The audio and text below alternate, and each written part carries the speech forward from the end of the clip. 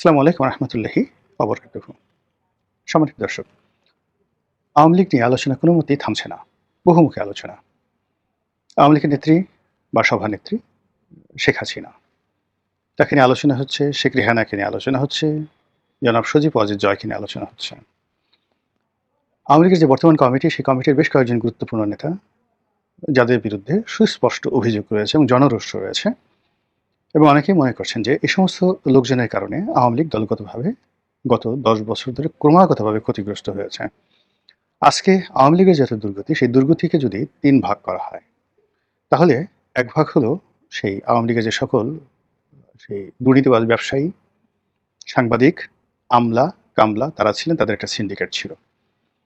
এই সিন্ডিকেটটি দেশের অর্থ পাচার, অর্থ লোপাট, প্রতিপক্ষকে আক্রমণ করা, প্রতিপক্ষের ব্যবসা-বাণিজ্য ধ্বংস করে দিয়ে নিজেদের মধ্যে একটা সিন্ডিকেশন করে চাল, ডাল, আটা, ময়দা, তেল, চিনি এই কয়েকটি পণ্যকে তারা জিম্মি করে হাজার হাজার কোটি টাকা তারা গত ১৭ বছরে আয় করেছে, দেশের বাইরে পাচার করেছে এবং নিজেরা স্ফীত হয়েছে।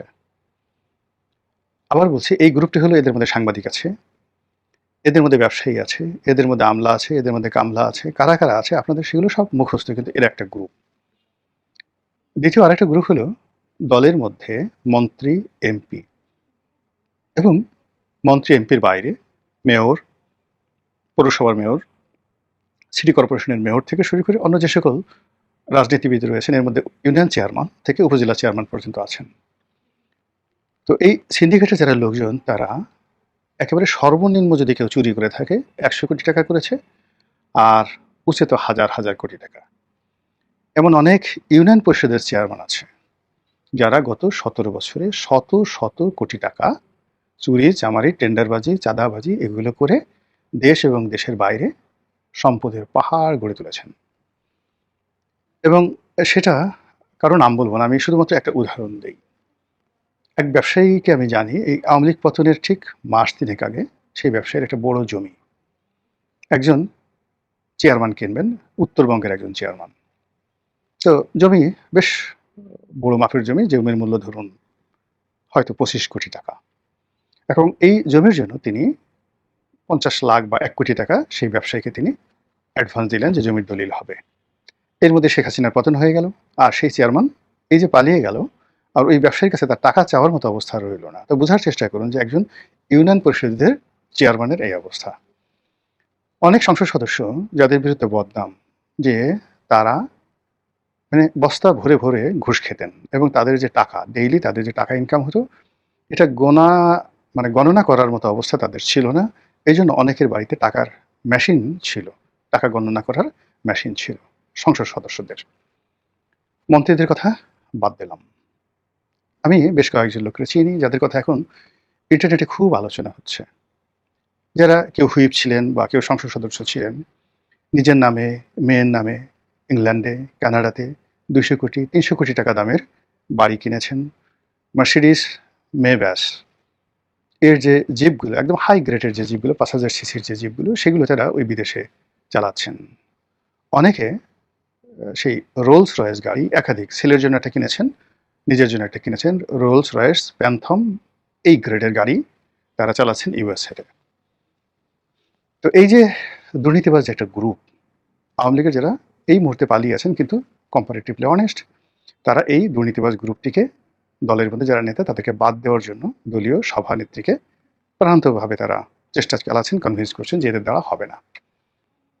এরপরে আরেকটি গ্রুপ রয়েছেন দলের মধ্যেই, এরা মনে করছেন যে সব দায় শেখ হাসিনার। তারা শেখ হাসিনাকে মাইনাস করতে চাচ্ছে, শেখ হাসিনার পরিবর্তে জয়কে আনতে চাচ্ছে, শেখ হাসিনার পরিবর্তে পুতুলকে আনতে চাচ্ছে, শেখ হাসিনার পরিবর্তে রেহানাকে আনতে চাচ্ছে, এবং দলের একেবারে গভীর আমরা এখান থেকে যেই কথাগুলো শুনি। এটা গেল আওয়ামী লীগের মধ্যে এই ত্রিমাত্রিক রসায়ন হচ্ছে দলের নেতৃত্ব পরিবর্তনের জন্য। আর অন্যদিকে যেটি বিভিন্ন মাধ্যমে রিফাইন্ড আওয়ামী লীগের কথা শোনা যাচ্ছে, সেই রিফাইন্ড আওয়ামী লীগে অনেকের নাম আসছে বাংলাদেশে। আইভির নাম আসছে, সেলিনা হায়াত আইভি, সাবের হোসেন চৌধুরী থেকে শুরু করে আরও অনেকের নাম আসছে। কেউ কেউ অবশ্য আমার নামও বলছে। কিন্তু আল্লাহর ওয়াস্তে বলছি যে এই ধরনের কোনো জিনিসের সঙ্গে আমার কখনো সংযোগ ছিল না, আগামীতেও হবে না, আর এই ধরনের কর্মকাণ্ডে আমি আর বাকি জীবনে জড়াবো না। কাজে এই জিনিসগুলো অনেকে দুষ্টামি করে বলে যে আপনার নামও তো এভাবে শোনা যাচ্ছে, হোয়াট এভার মেবি। আমি একেবারে প্রথম দিন থেকে বলেছি যে ১-১১টি আমি খুব ক্লোজলি দেখেছি। ১-১১ সময় বিএনপিকে, আওয়ামী লীগকে ঘনিষ্ঠভাবে দেখেছি। এর কারণ হলো ২০০১ সন থেকে আমি নির্বাচনে প্রার্থী হওয়ার জন্য চেষ্টা করে যাচ্ছিলাম। তো সেই সুবাদে ১-১১ সময় আমি যে বিভৎস রূপ আওয়ামী লীগের, সেনাবাহিনীর, বিএনপির সবার একটা বিভৎস রূপ আমি দেখেছি। এখানে আসলে ফ্যামিলি ডাইনেস্টি বা দলের যে প্রধান পারিবারিক যে রাজনীতি, এর বাইরে আসলে নেতাকর্মীরা একসেপ্ট করে না। যতদিন পর্যন্ত শেখ হাসিনা জীবিত আছে ততক্ষণ পর্যন্ত শেখ হাসিনার বাইরে কোনো রাজনীতি হবে না। No refined, no super refined, nothing. এটা যে বলুক না কেন, স্বয়ং যদি ডোনাল্ড ট্রাম্প, স্বয়ং যদি মোদি, এরপরে শি জিনপিং, এরপরে ধরুন ভ্লাদিমির পুতিন সব বাংলাদেশে আসে, এসে আওয়ামী লীগের কাউন্সিল হয়, সেই কাউন্সিলে যদি বলে যে আমরা শেখ হাসিনার পরিবর্তে জয়কে মনোনীত করলাম, এটাও হবে না। এটাই বাংলাদেশ আওয়ামী লীগের ম্যাথমেটিক্স। কাজেই যতক্ষণ পর্যন্ত শেখ হাসিনা রয়েছে তাকে কেন্দ্র করেই রাজনীতির হিসাব করতে হবে এবং গুনতে হবে। এর বাইরে সাধারণ সম্পাদক, অন্যান্য পদ পদবীগুলো নিয়ে আলাপ আলোচনা হতে পারে। তো সাম্প্রতিক সময়ে শেখ হাসিনা চলে আসবেন আগস্ট মাসের মধ্যে বা আগামী ৬ মাসের মধ্যে, এই ধরনের কথাবার্তা যেভাবে হচ্ছে, একই সঙ্গে অন্যান্য যারা রাজনৈতিক নেতৃবৃন্দ রয়েছেন তাদেরকে নিয়েও কিন্তু নিদারুণ কথাবার্তা হচ্ছে। তো সেক্ষেত্রে অনেকে বলার চেষ্টা করছেন যে অমুককে কমিটি থেকে বাদ দিয়ে দেওয়া হয়েছে, অমুকের নাম শোনা যাচ্ছে না, অমুক আর আসবে না, ওর ব্যাপারে নেত্রী ভীষণ রকম বিক্ষুব্ধ। এই সকল কথাবার্তা বলা হচ্ছে, যদিও আমি কথাগুলো বিশ্বাস করি না। বিশ্বাস করি না এই কারণে, জাস্ট দুটো উদাহরণ দিই। একটা তারেক জিয়াকে নিয়ে একটা উদাহরণ দিই, আর একটা হলো যে শেখ হাসিনাকে নিয়ে। শেখ হাসিনার উদাহরণটা এরকম, আমার পাশে বসতেন জ্বালানি ও খনিজ সম্পদ প্রতিমন্ত্রী হয়েছিলেন পরে নসরুল হামিদ বিপু। তো বিপু ভাই আমার সঙ্গে খুব ভালো বন্ধুত্ব ছিল, সম্পর্ক ছিল। We use to share many things. পরবর্তীতে আমি জেলে যাওয়ার পরে আর তার সঙ্গে আমার কোনো যোগাযোগ হয়নি, কিন্তু আমরা সংসদে যে ৫টি বছর ছিলাম, আমি, বিপু, ইকবালুর রহিম, নজরুল ইসলাম বাবু, মুরাদ জং, আমরা এই কজন একেবারে হরিহর আত্মার মতো পাশাপাশি বসতাম। একেবারে সামনের সারিতে আরও ২ জন লোক ছিলেন। একজন ছিলেন স্বরাষ্ট্রমন্ত্রী কামাল সাহেব, কামাল সাহেবের পরে আব্দুল মজিদ, সেই অ্যাডভোকেট মজিদ, হবিগঞ্জের এমপি। আর একটা ছিল জাহির, অ্যাডভোকেট জাহির। আর পার্লামেন্টারি যে কমিটি ছিল, এই কমিটির যারা সদস্য প্রায় সবার সঙ্গে, এই যে এখন বিএনপির মঞ্জু সাহেব আছেন, তারপরে রেজা আছেন, জাতীয় পার্টির হুইপ ছিলেন বা চিফ হুইপ ছিলেন, রেজা আছেন। এরপরে ওমর ফারুক চৌধুরী রাজশাহীতে পরবর্তীতে শিল্প প্রতিমন্ত্রী হয়েছিলেন। ওনাদের সবার সঙ্গে আমার একেবারে হরিহর আত্মার বন্ধুত্ব ছিল। তো সেই সুবাদে প্রায় সব কিছুই নসরুল আহমদ বিপু আমাকে শেয়ার করতেন। তো একদিন দেখি তার খুব মন খারাপ। আমি বললাম যে, বিপু ভাই কী হলো, আপনার মন খারাপ কেন? ও বললো যে, রনি আর বলো না, সকালবেলা প্রধানমন্ত্রীর সঙ্গে দেখা করতে গেলাম। তো প্রধানমন্ত্রী একেবারে রেগে মেগে অস্থির, কেন আসছো, আমার কাজ নাই, অলওয়েজ ডিস্টার্ব করো, চাও। একথা বললেন, আমি মাথা নুয়ে সেখান থেকে চলে আসতেছিলাম। আমি যখন চলে আসলাম, উনি আবার ডাকালেন, ডাকিয়ে একেবারে সেই গণভবনের দোতলায় নিয়ে গেলেন। ২ ঘন্টা, ৩ ঘন্টা, ৪ ঘন্টা সেই গল্প, দুপুরে খাওয়া দাওয়া ইত্যাদি। গল্পের এক ফাঁকে জিজ্ঞেস করলেন, আচ্ছা মহিউদ্দিন খান আলমগীরকে যদি অর্থমন্ত্রী বানাই তাহলে কেমন হয়? তো বিপু সাহেব বললেন যে, হ্যাঁ আপা, ভালো হয়। এর কারণ হলো যে প্রধানমন্ত্রী জিজ্ঞাসা করছেন, এখানে ইতিবাচক কথা বলাটাই রাজনৈতিক রেওয়াজ।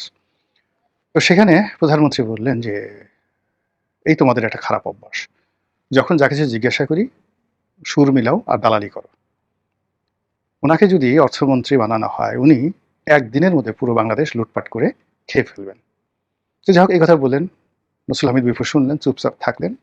পার্লামেন্টে এসে শুনেন যে মহিউদ্দিন খান আলমগীরকে স্বরাষ্ট্রমন্ত্রী বানানো হয়েছে। তখন তিনি হাসলেন যে, এই যে আজকে বিকেলবেলা দুপুরের সময় ওনার সঙ্গে আমার যে কথা হলো প্রধানমন্ত্রী, এবং স্বয়ং প্রধানমন্ত্রী যার সম্পর্কে এই কথা বললেন তাকে স্বরাষ্ট্র মন্ত্রণালয়ের মতো একটি গুরুত্বপূর্ণ মন্ত্রণালয় দেওয়া হলো। কাজেই রাজপুরুষদের যে কমিটমেন্ট বা তাদের যে যাকে বলা হয় রাগ বিরাগ, এটা কখন কিভাবে থাকে বলা যায় না। তারেক রহমান সাহেবের ক্ষেত্রেও প্রযোজ্য।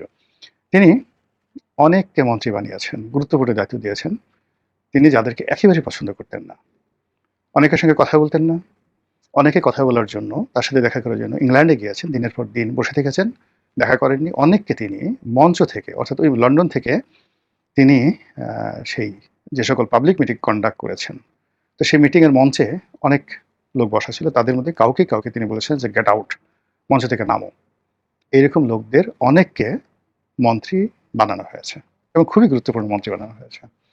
আবার অনেককে, যাদেরকে মনে করা হতো যে বিএনপি যদি কোনোদিন ক্ষমতা আসে একজন লোক যদি মন্ত্রী হয় তাহলে এই লোকটি মন্ত্রী হবে। এরকম অনেক মানুষ মন্ত্রী তো দূরের কথা এমপি পদে মনোনয়নও পায়নি।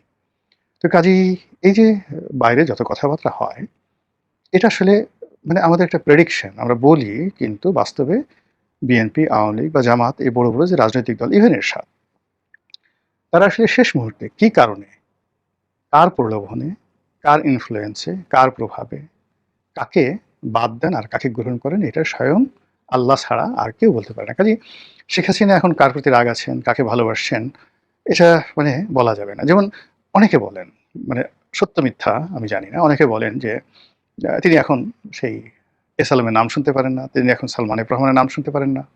আরেকজন বলেন যে তিনি এখনো পর্যন্ত মনে করেন সালমান এফ রহমান কোনো অন্যায় করেনি, তার কোনো টাকা নেই এবং তার বাড়িঘর জ্বালিয়ে পুড়িয়ে তাকে শেষ করে দেওয়া হয়েছে এবং আওয়ামী লীগ করার কারণে তার যতটুকু হালাল ব্যবসা ছিল সেটাও নষ্ট করে দেওয়া হয়েছে। অত্যন্ত গুরুত্বপূর্ণ আওয়ামী লীগ নেতা আমাকে এই কথা বলেছেন এবং শেখ হাসিনার সঙ্গে তার এই বিষয়টি নিয়ে খোলামেলা আলাপ হয়েছে। তো সেই ক্ষেত্রে নতুন নেতৃত্বে কে আসবেন, কারা কারা আসবেন, এগুলো আসলে এখনো পর্যন্ত শেখ হাসিনা ছাড়া কেউ জানে না। তবে যারা অর্গানাইজ হচ্ছেন, বিশেষ করে প্রবাসে যে সকল ছাত্রনেতা আছেন, যাদের তুলনামূলকভাবে দুর্নীতির যে অভিযোগ, মানে যেটাকে বলা হয় পুকুর ডাকাতি, পুকুর চুরি বা সাগর চুরি এইরকম নাই, কিন্তু আউটস্ট্যান্ডিং একটা যাকে বলা হয় ছাত্র রাজনীতির একটা ট্র্যাক রেকর্ড আছে, তারা সবাই কিন্তু কাজ করছেন। যেমন এনামুল হক শামীম, নজরুল ইসলাম বাবু, গোলাম রব্বানী, ছাত্রলীগের যে সেক্রেটারি গোলাম রব্বানী, তারপরে লিয়াকত শিকদার, ছাত্রলীগের সভাপতি, আলাউদ্দিন নাসিম, বাহাউদ্দিন নাসিম, জাহাঙ্গীর কবির নানক, তারা সবাই কিন্তু একেবারে হরিহর আত্মার মতো কাজ করছেন। এদের একটা গ্রুপ শেখ হাসিনার সঙ্গে যোগাযোগ করছেন, আবার একই সঙ্গে এই টোটাল যে কর্মকাণ্ডগুলো চলছে সেই কর্মকাণ্ডের সঙ্গে জয় সার্বক্ষণিকভাবে যোগাযোগ রক্ষা করছেন।